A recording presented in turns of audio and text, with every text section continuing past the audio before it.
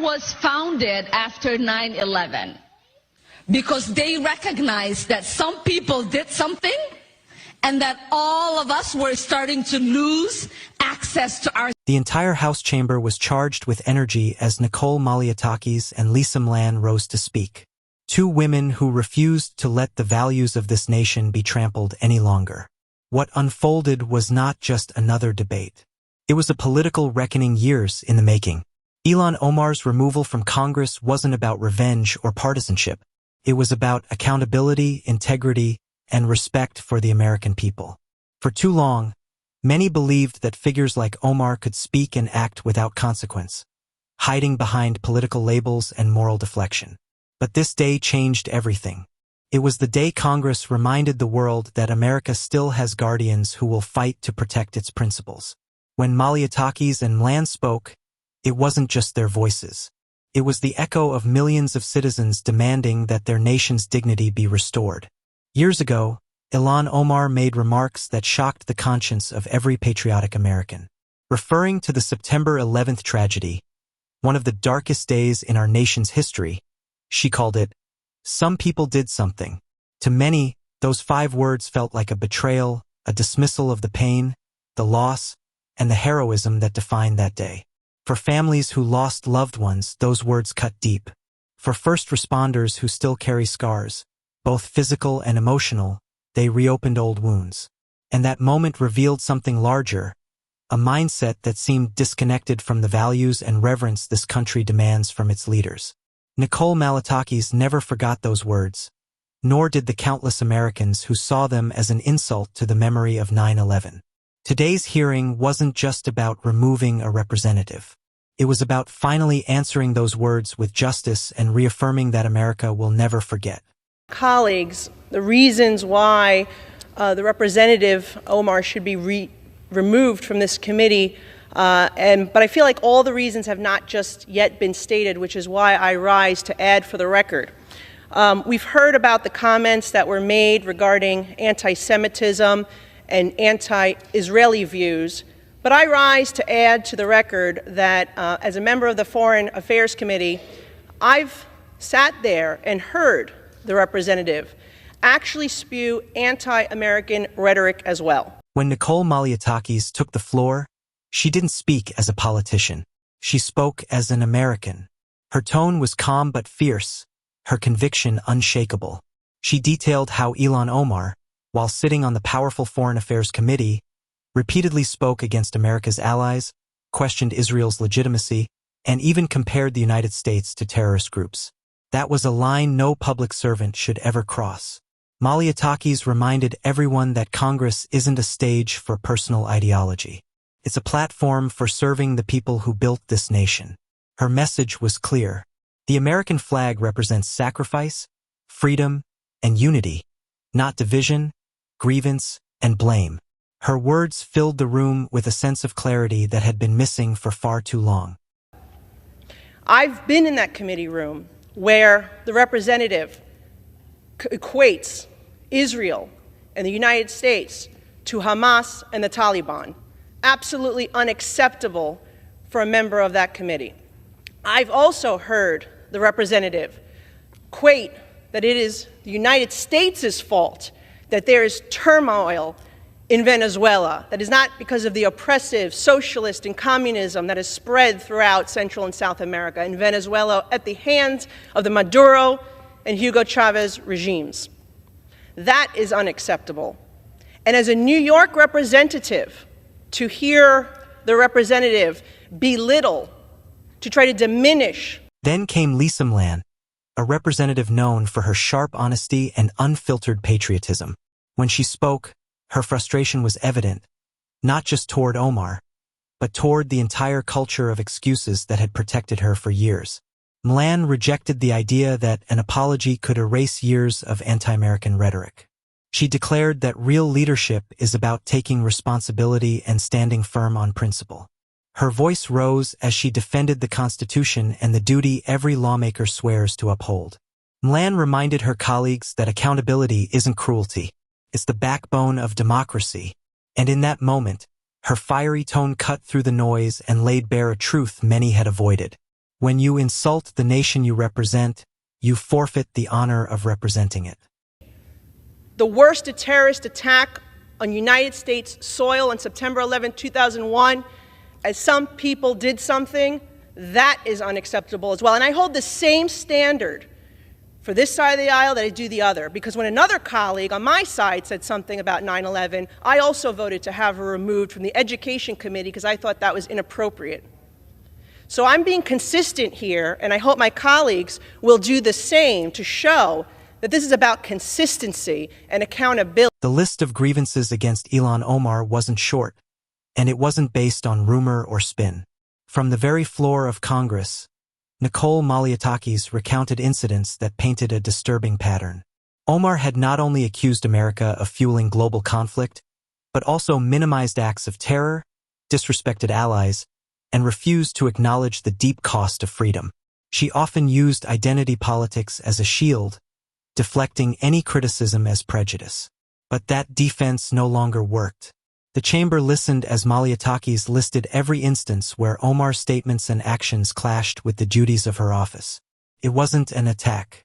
It was a record that proved she no longer represented American values, but her own political worldview. The evidence was undeniable, and the room knew it. For Malliotakis and Mlan, this wasn't about scoring points. It was about setting a precedent. They reminded the nation that America was built on shared ideals, freedom, courage, and unity. They spoke for those who feel unheard, for the patriots who still stand when the anthem plays, and for families who believe in moral responsibility. Their speeches reignited something long dormant, a sense that honor still matters in politics. Both women made it clear that serving in Congress is not an entitlement, it's a sacred duty, and those who treat that duty lightly will face consequences. Their stand was a warning to anyone in power who thinks America can be disrespected without response. Can't, and it won't. Because we should not have an individual with those views on the committee that is tasked with representing our country and our Congress to foreign nations. I yield back. The gentlelady yields back. Gentleman reserves. Gentlelady from Michigan is recognized. Thank you, Mr. Speaker. And to use that logic, well, then all those people should have just said sorry and we'd move on, right? But no, we don't do that. And let me tell you, I take a little bit of offense to what the hell is wrong with me. I'll tell you, there's nothing wrong with me. I took an oath to defend the Constitution, and that's exactly what I'm going to do. Again, I'm not going to apologize for it. The chamber moved toward the vote. The atmosphere grew heavier. Every member understood what was about to happen. Some looked nervous, others defiant. But when the gavel struck, the outcome was clear. Ilhan Omar was removed. Her removal wasn't just symbolic. It was a message to every American watching. It told the people that Congress still had the courage to hold its own accountable. For the first time in years, citizens saw unity in defense of principle. The applause that followed wasn't partisan. It was patriotic. It was the sound of a nation reclaiming its voice and demanding standards once again. The impact of this decision was immediate. Across social media, newsrooms, and homes, Americans reacted with a mix of relief, pride, and vindication. For many, this felt like justice, a long overdue acknowledgement that patriotism still matters in the highest halls of government. Malliotakis and Mlan became symbols of what leadership should look like. Fearless, focused, and loyal to the people, not the politics. Their courage inspired ordinary citizens who had grown disillusioned with Washington's complacency. It reminded everyone that one voice backed by truth can still make a difference. And together, those voices can still change the course of history. I'm going to hold the Constitution, and it's very simple. We really shouldn't even have this debate. If you break the law and you follow due process, there are consequences to your actions, even if you say sorry. So we can try all of the diversion tactics that we would like. It doesn't change the fact that someone broke the law and that someone should be held accountable. While Omar's removal marked a major victory, Both Malliotakis and McClain warned that the real fight was just beginning. There are still others in Congress who echo Omar's sentiments. Figures who see America not as the solution, but as the problem. This movement to restore national pride isn't about one person. It's about reclaiming the soul of the country. These conservative leaders made it clear that America can no longer afford to tolerate divisive rhetoric disguised as progress. The mission now is to elect leaders who stand tall, who don't apologize for loving their country, and who see the American flag as a symbol of unity, not oppression. Their message wasn't just for Congress. It was for every voter who believes this nation deserves better. Clip 10. As the day ended and the dust settled, the message of this historic vote echoed far beyond Cap Hill. Ilhan Omar's removal was more than a political event. It was a cultural reset. It proved that courage and conviction can still win against division and complacency. While Omar's removal marked a major victory, both Malliotakis and McClain warned that the real fight was just beginning. There are still others in Congress who echo Omar's sentiments. Figures who see America not as the solution, but as the problem. This movement to restore national pride isn't about one person. It's about reclaiming the soul of the country.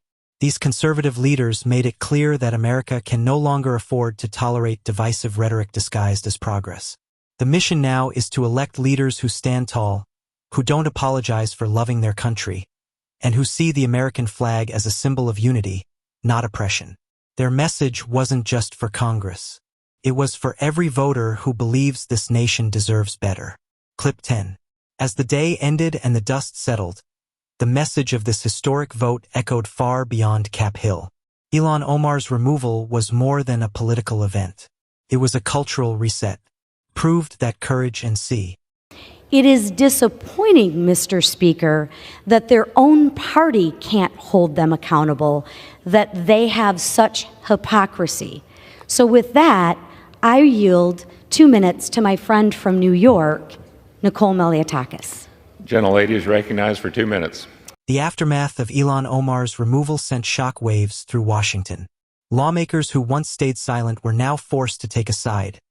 Either stand with America's values or defend someone who repeatedly questioned them. The halls of Congress buzzed with reporters, and the tension could be felt from office to office. Nicole Malliotakis and McClain walked out with their heads held high, not as victors of a political battle, but as defenders of principle.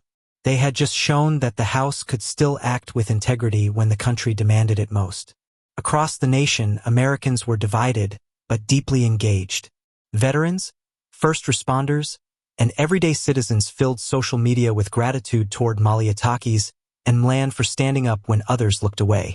Families of 9/11 victims expressed relief, saying that justice had finally caught up with the words that hurt them years ago. While Omar supporters tried to frame her as a victim, the broader public saw something different.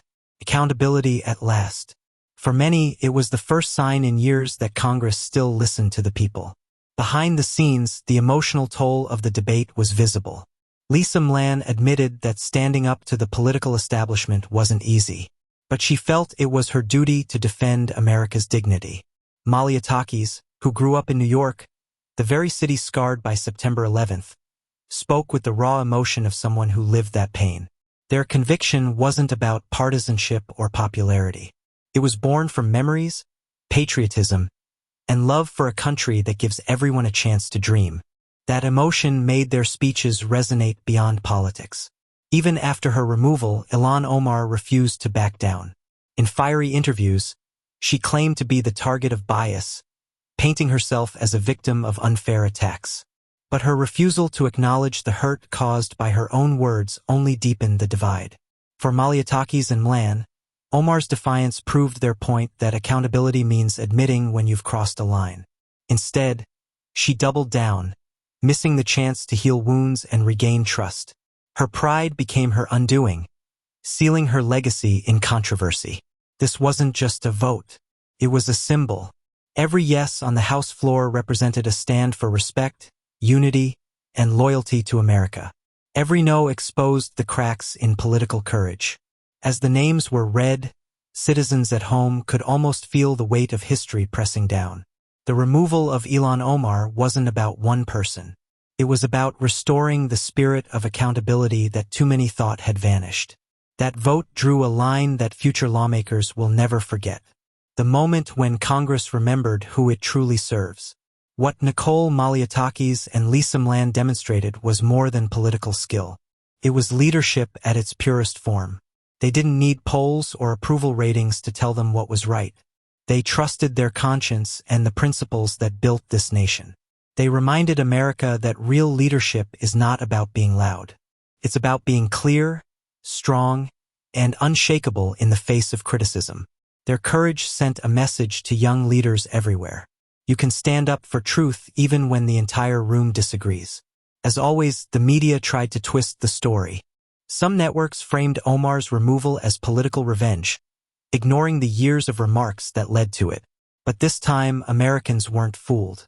They saw the footage, they heard the words, and they knew where the truth stood. Independent journalists and citizen reporters filled the gap, replaying Malliotakis and McClain's speeches for millions online. No amount of spin could hide the raw honesty of that moment. The day truth cut through the noise and stood unshaken. The removal of Ilhan Omar marked a shift in Washington. The birth of what many now call accountability politics. Lawmakers realized that words have consequences even for those in power. It showed that America's patience with divisive rhetoric had reached its limit. What started as one motion in the House became a rallying cry across the country. If you disrespect this nation, you will answer for it. Malliotakis and McClain didn't just change the outcome of a vote. They changed the tone of American politics. In the days following the decision, patriotic rallies sprang up across states. Flags were raised and people gathered to celebrate what they saw as a victory for national pride. Veterans spoke at gatherings, thanking Malliotakis and McClain for doing what so many felt was long overdue. This wasn't about hatred or exclusion. It was about love for the country and unity around shared values. The public awakening reminded everyone that patriotism is not something to be whispered.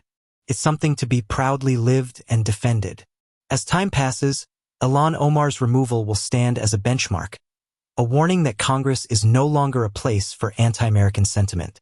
Nicole Malliotakis and McClain didn't just win a political argument. They restored the honor of the House. Their legacy will inspire future lawmakers to speak truth with courage and act with conviction. And as Americans look back, they'll remember this chapter as the day two women reignited faith in leadership and proved that no matter how divided the nation,